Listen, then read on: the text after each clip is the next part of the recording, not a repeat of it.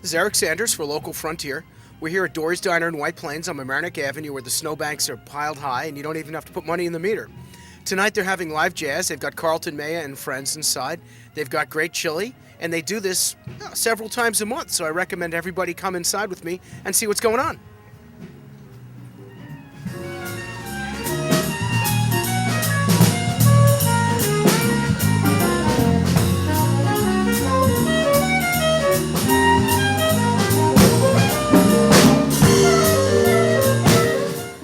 This is John. John's a local guy, and he's here at Dorry's. John, why do you like Dorry so much? The atmosphere it's like a second home for me. I work here in the city.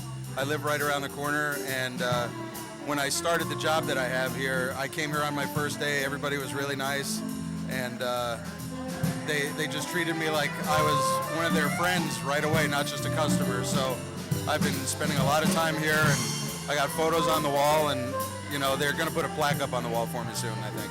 You know, when you work, there's nothing quite like a local diner. It's got to be like a second dining room for you. Right? Wouldn't you agree? I do agree, and with the work that I do, I'm an emergency medical technician here in the city, and we post up in an ambulance for 12 hours a day, and this is the place that we all come, we hang out, we have a drink, we shoot the breeze with the people that work here with Dorry and the other EMTs and the cops. We all come in here, and it's like a second headquarters, and it's always very comfortable.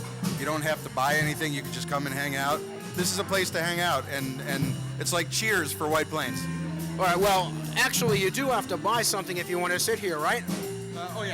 Yeah. Must pay to play. And my favorite thing here is the burgers, like the chili burgers. Do you like those? I like the burgers, but I'm sort of a fan of the steak and cheese, the wraps, the heroes. When you're thinking about summer, you want to go like a turkey wrap, not too many carbs. But the food's always good, and I've never had a bad meal here.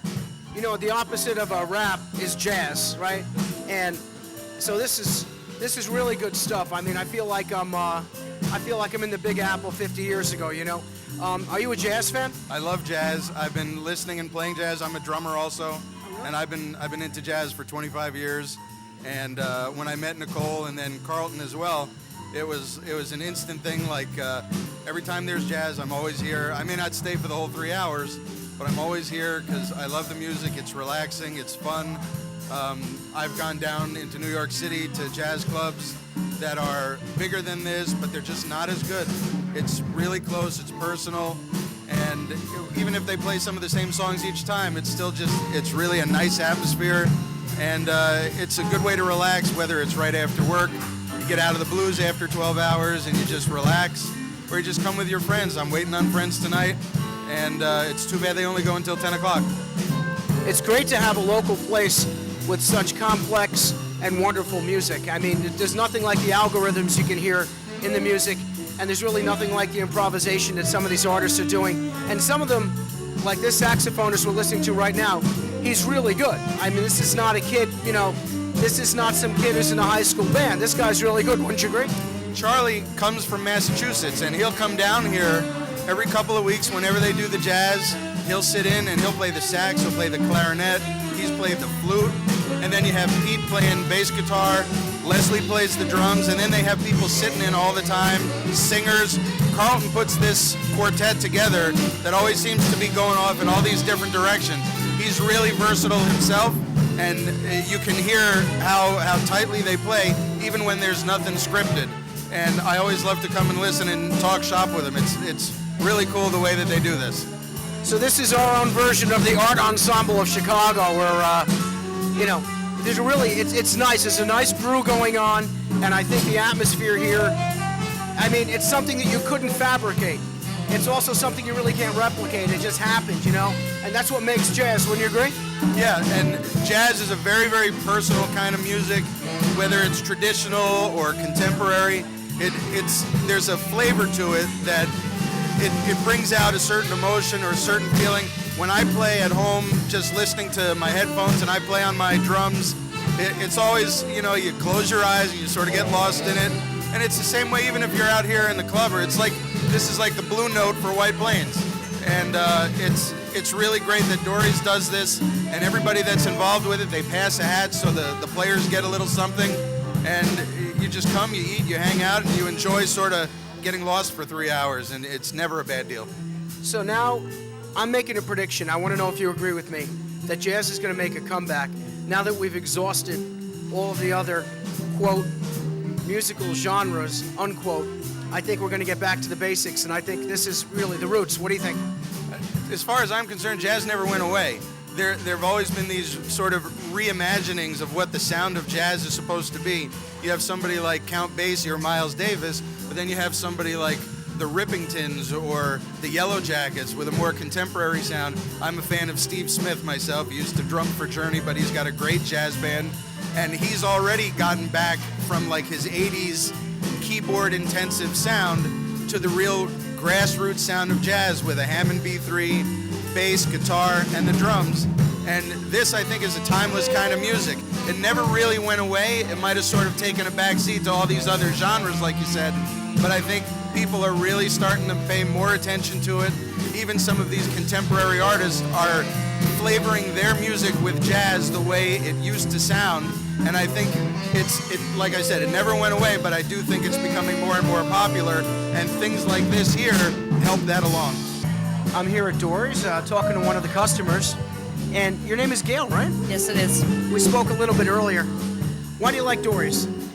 The food is good. The people that work here are very friendly. I've known Dorry a long time. It's a good place. It's one of my favorite places, too. I come here all the time for breakfast and lunch. Are you a jazz fan, or is it just that they have jazz and you're learning about it? No, just that they have jazz, and the band is good. Isn't it good? It's good music to eat by, right? Yes, it is. It's better than eating by heavy metal. Mm-hmm. Definitely. And definitely better than Muzak, right? Right. Muzak's a little too sweet. Yeah.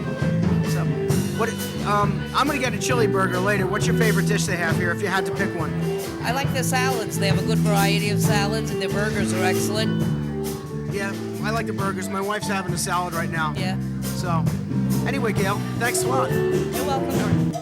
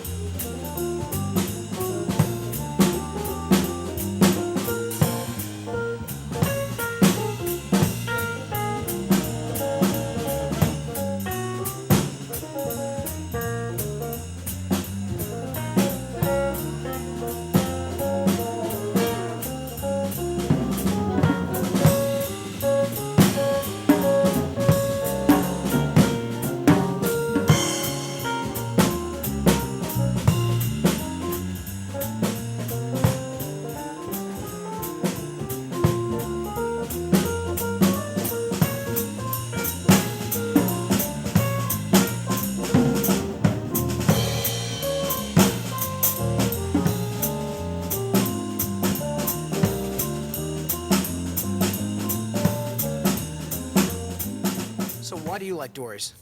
So Dorry's is a place where we can come, just talk, enjoy each other, eat food, hear jazz.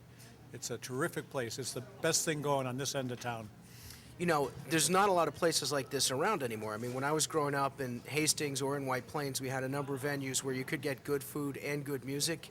And, well, you can still get good food, but you can't get good food with good music anymore in too many places. Wouldn't you agree? And Dorry's here, you don't have to pay anything to get in. You just pay for your food. Got terrific table servers. Nicole's the best table server in the universe. And this is just a really wonderful place. I heard through the grapevine that you're one of the prime movers in this whole thing. So why don't you tell me a little about who you are and what you do? I'm Joe Agney. I'm pastor of Memorial United Methodist Church on Bryan Avenue, and I came in here the first day Dorry was here, introduced myself, and liked her a lot, and decided let's make this thing happen. So the musicians that are playing here tonight will be playing Sunday morning in our church. Sounds great. I mean, we have to have a place for conversation, and really, if we're gonna change things, or if we're gonna, make things the way we want them, if we're gonna shape our world, we all have to sit down and communicate. Right. And I think that jazz is a great lubricant for that. Music in general, but really jazz too, because jazz is, I think, much more of a communication than a statement. I mean, a lot of classical music was written for a specific purpose. When a lot of pop music is written to make money or to fit into a certain time slot. But jazz is really someone's personality, someone's feelings being painted on the wall, don't you think? The other thing I like about jazz, it's like conversation. If I want to be in this conversation with you, I need to listen, hear what you're saying, get a sense of what you're feeling. And in jazz, if you're going to be a good jazz musician, you got to listen to what the other people were playing. And then you try to blend in and have your own uniqueness, whatever you can offer. But it doesn't mean anything if you're not listening to the others. So it's kind of like good living, good life. I think they're probably the best jazz group in White Plains. So we're here with the master of ceremonies, Dorry. Hi, how are you? Good, good. And I wanted to ask you a question. How did you get into this business? Well, honestly, I waitressed my way through college, dropped out of college and waitressed, and decided that I wanted to own my own diner. So I bought a diner before this, which was Church Street Cafe, and then me and my partner bought this place about 4.5 years ago, and we love it here. Very homey. Practice makes perfect. I like it. I'm very happy. So if you were a waitress, then you can put up with pretty much. You're like a SWAT team, because a waitress has to put up with all kinds of abuse hurled at her, right? Oh yeah, but I can handle it. Okay. Well, you're not getting any from us, are you? Oh, you're very nice. Very good.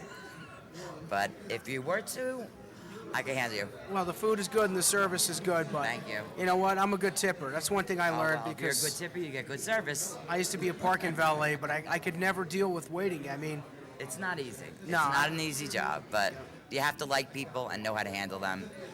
And, it works. so anyway, we've enjoyed the jazz tonight. There's going to be a little bit more later, and you were telling me earlier how you got jazz into your restaurant.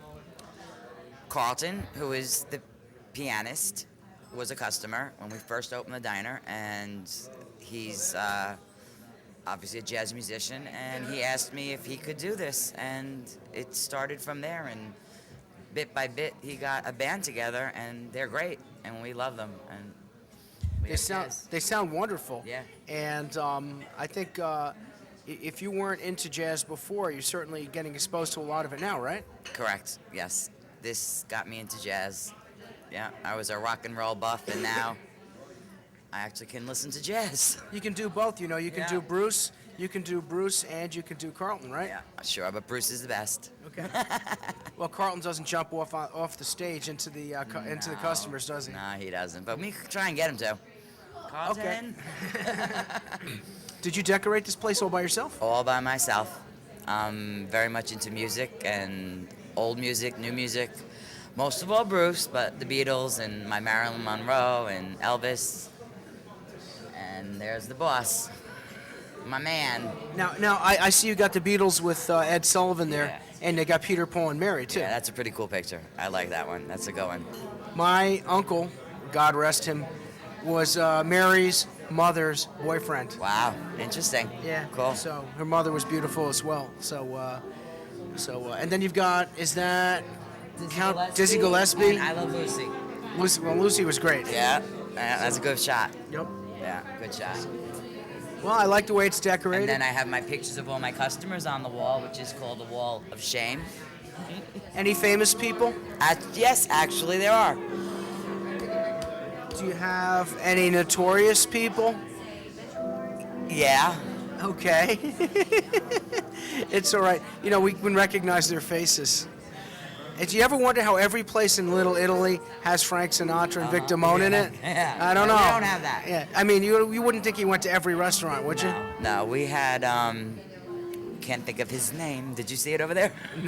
You got some dude. Some guy. Some famous guy, and me and Carlton in the picture. Well, so soon you're going to have a picture of Eric Sanders from the local frontier on your wall. Absolutely. I'll take a picture now. And my lovely producer, Absolutely. Rosemary Sanders. Okay, we'll have you all. Yeah. And our technical man, Ray. Very good. The more the merrier. All righty.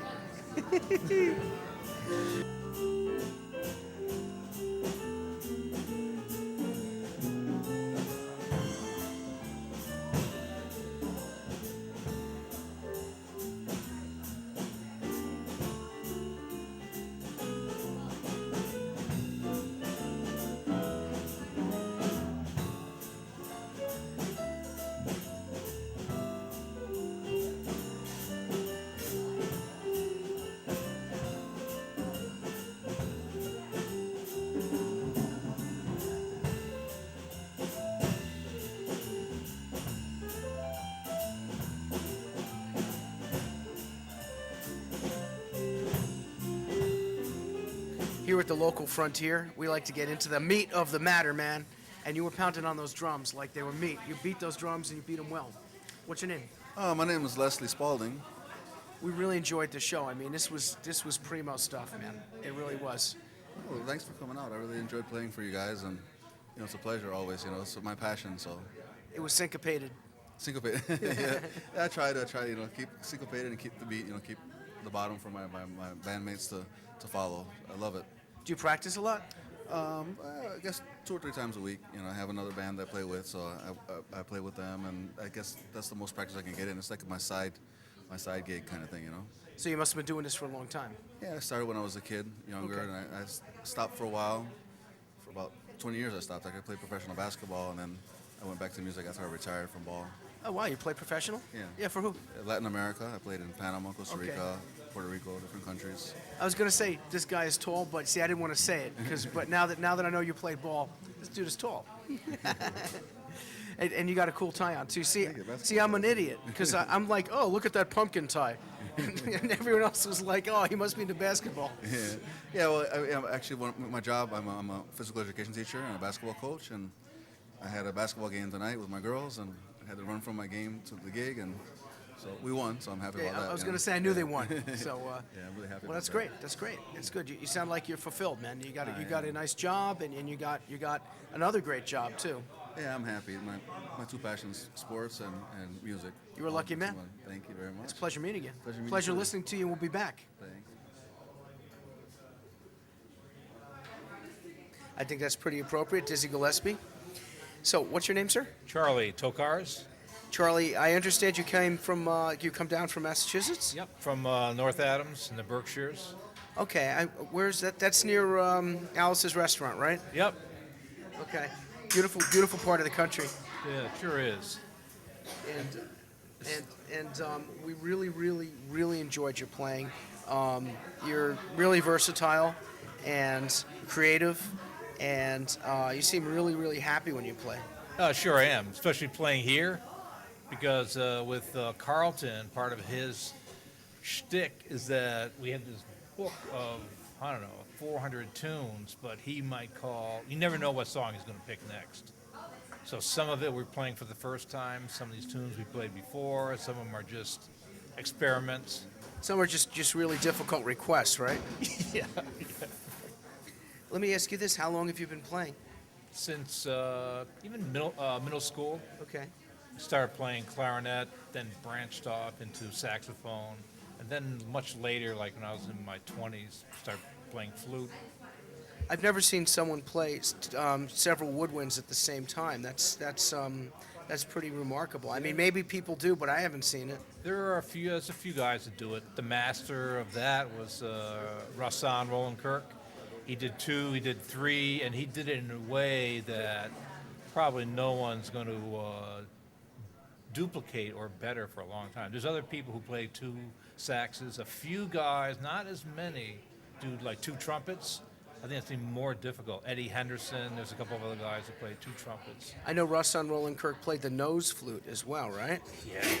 I saw him play quite a few times, but one time he's playing, puts the saxophones down, and he picks up the flute, is playing a melody on the flute, and then reaches into his jacket pocket, takes out the nose flute, puts that up his nose, and plays harmony. 2 flutes at the same time. I don't think anyone's done that. That's amazing breathing. And the jokers from that band, Jethro Tull, freely admitted that they took their flute playing from Rahsaan Roland-Kirk. Oh, yeah, I they think freely so. admitted it on that documentary that PBS made about rock and roll. And so a lot of these great jazz musicians, they get imitated, and I guess imitation is the sincerest form of flattery, but a check is also a nice form of flattery. Wouldn't you agree? Yeah, you bet.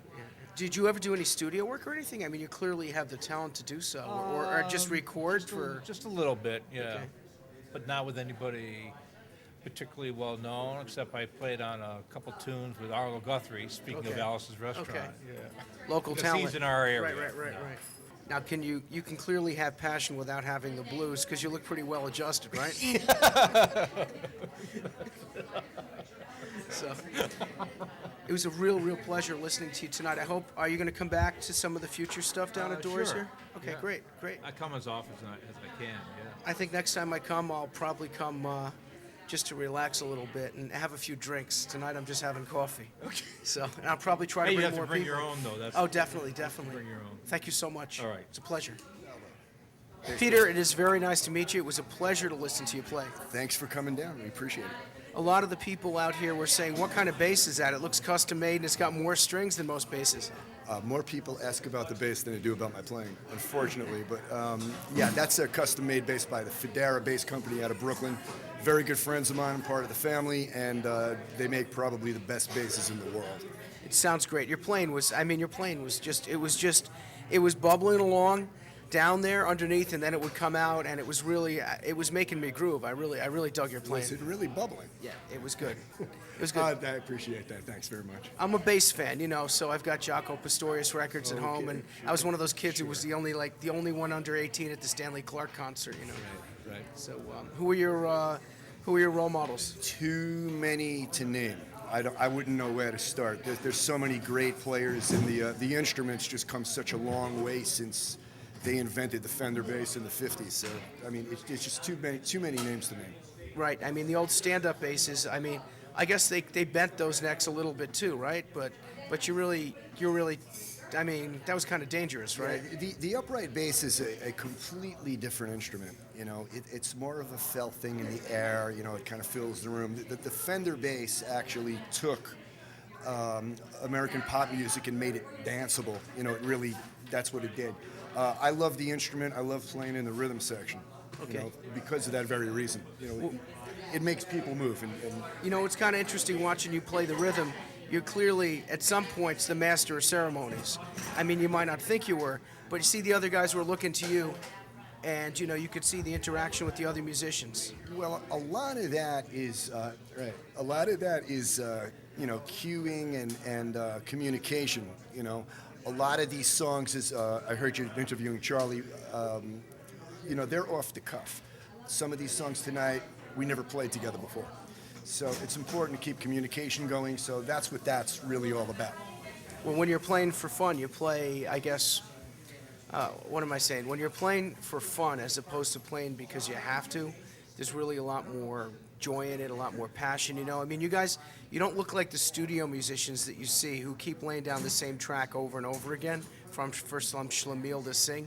You guys really look like you were jamming. You were really having a great time. Well, we're having fun, and we all like each other, and that makes a difference. Yeah, no doubt. So there's no Yoko here? No, I haven't seen Yoko. I have not seen. There might be a couple of yokes around in the back. Or yokels up here in White Plains. So, where are you from, by the way? New York. Okay. New York, New And York. New York, New York. I live in New Rochelle. All right. To Huguenot City. I also was born in Manhattan.